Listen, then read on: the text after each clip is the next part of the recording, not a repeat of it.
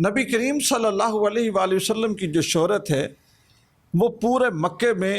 بطور ایک امانت دار بڑی مشہور تھی، اور جتنے لوگ بھی کاروبار کرتے ہیں ان کو اپنی شراکت کے لیے، مداربت کے لیے، کہ وہ کسی کو پیسہ دیں یا سامان دیں کہ تم تجارت کرو اور ہمیں ہمارا حصہ دو، یا اس کے ساتھ جو لین دین کرنا ہے، ہر کاروباری پسند کرتا ہے کہ مجھے کوئی مخلص، محنتی اور ایماندار بندہ مل جائے جس کے ساتھ میں مل کے کام کروں اور کاروبار چلاؤں۔ حضرت خدیجۃ الکبریٰ تنہائی کا شکار تھیں، لیکن وراثت میں بہت بڑا کاروبار ملا تھا، وراثت میں بہت بڑی جائیداد ملی تھی، وراثت میں بہت زیادہ مال و دولت ملی تھی۔ تو حضرت خدیجۃ الکبریٰ تک خاندانی طور پہ بھی رسول اللہ صلی اللہ علیہ وسلم کی شہرت پہنچ چکی تھی، حضور کی شہرت خاندانی طور پہ بھی ان تک پہنچ چکی تھی، کیونکہ ایک قبیلہ قریش تھا، آگے ان کے خاندان الگ الگ تھے، تو قریبی رشتہ داریاں تھیں۔ وہ سنتی تھی کہ یہ اتنے اچھے ہیں، اتنا اچھا اخلاق ہے، تو انہوں نے نبی کریم صلی اللہ علیہ وآلہ وسلم کو پیغام بھیجا کہ آپ مداربت پر میرا مال تجارت کے لیے ملک شام لے جائیں۔ قریش کے سال میں 2 قافلے سفر کرتے تھے، ایک سردیوں میں اور ایک گرمیوں میں۔ انہی قافلوں کے متعلق سورہ قریش میں اللہ تعالیٰ نے فرمایا رحلۃ الشتاء والصیف، کہ ان کے قافلے گرمی میں اور سردی میں سفر کرتے ہیں، انہی قافلوں کی طرف اشارہ ہے۔ نبی پاک صلی اللہ علیہ وسلم کو جو قافلہ دیا گیا یہ گرمیوں کے موسم میں ملک شام کی طرف تھا، اور شام کا جو اس وقت علاقہ تھا بشرا، یہ کاروباری طور پہ یوں سمجھ لیں کہ دارالخلافہ تھا، ایک کیپٹل سٹی تھا، لوگ یہاں پہ آ کے اپنا سامان تجارت وغیرہ کرتے تھے، اور بڑے بڑے دور سے تاجر آ کے اپنا سامان بیچتے تھے اور خریدتے تھے، یہ بہت بڑی کاروباری منڈی تھی۔ حضرت خدیجہ نے اپنے ایک غلام کے ذریعے رسول اللہ صلی اللہ علیہ وسلم تک یہ بات پہنچائی کہ آپ میرا مال تجارت لے کے ملک شام جائیں، جو منافع ہوگا نا، میں باقی لوگوں کو جو منافع دیتی ہوں اس سے 2 گنا منافع آپ کو دوں گی اگر آپ لے جائیں تو۔ اور ایک روایت یہ ہے کہ حضرت ابو طالب نے خود رسول اللہ سے کہا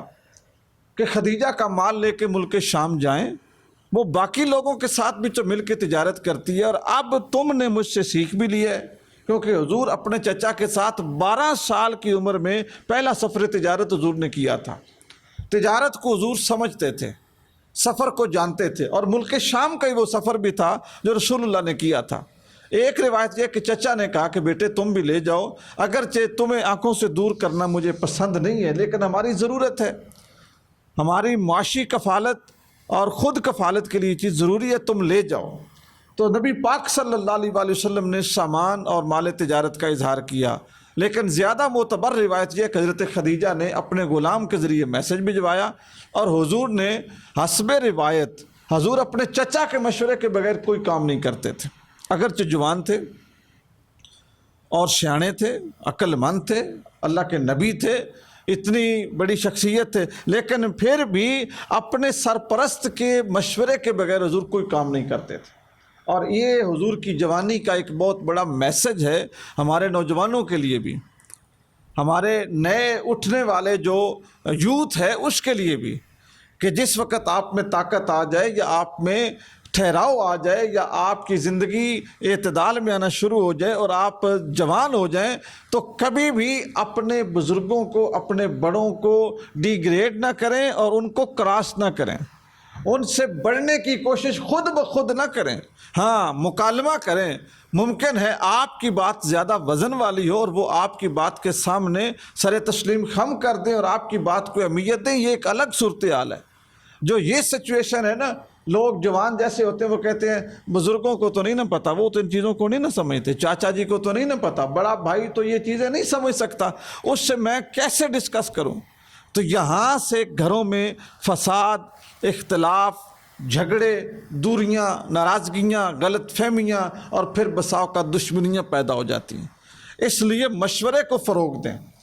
نبی پاک صلی اللہ علیہ وسلم نے اپنے چچا سے مشورہ کیا کہ میرے لیے یہ آفر ہے، کیا میں خدیجہ کا مال لے جاؤں؟ حضرت ابو طالب بڑے خوش ہوئے، کہا بیٹے ضرور لے کے جاؤ۔ حضرت خدیجہ نے رسول اللہ صلی اللہ علیہ وسلم کی معاونت کے لیے، مدد کے لیے اور ان کے آسرے اور سہارے کے لیے اپنے غلام میسرہ کو رسول پاک صلی اللہ علیہ وسلم کے ساتھ بھیجا کہ جاؤ سامان رکھنے میں، اتارنے میں، اونٹوں کو چلانے میں، پانی پلانے میں، چارہ کھلانے میں رسول اللہ کی مدد کرنا، اور تم ساتھ جاؤ ایز اے اسسٹنٹ۔ وہ بھی حضور کے ساتھ ہو گئے۔ حضرت خدیجہ نے بالخصوص میسرہ سے یہ کہا کہ ان کے ساتھ میری پہلی تجارت ہے، اور یہ جو میسرہ ہے یہ حضرت خدیجہ کا خاندانی غلام تھا، یعنی ان کے والد کی بھی اس نے خدمت کی تھی، پھر اس کے بعد حضرت خدیجہ کی خدمت کی، اور آخری دم تک یہ بڑا وفادار رہا حضرت خدیجہ الکبریٰ کے ساتھ۔ انہوں نے اس کو خصوصی ٹارگٹ دیا کہ تم نے جانا ہے اور ان کی جو نشست و برخاست ہے نا وہ دیکھنی ہے، اٹھنا بیٹھنا، بولنا، سونا، جاگنا، معاملات کرنا، لوگوں کو کنونس کرنا، سیٹسفائی کرنا، ان کی کاروباری ڈیلنگ، جھوٹ، سچ، ساری چیزیں نا تم نے ایک نقاد کے طور پہ دیکھنی کہ یہ کیسے ہے۔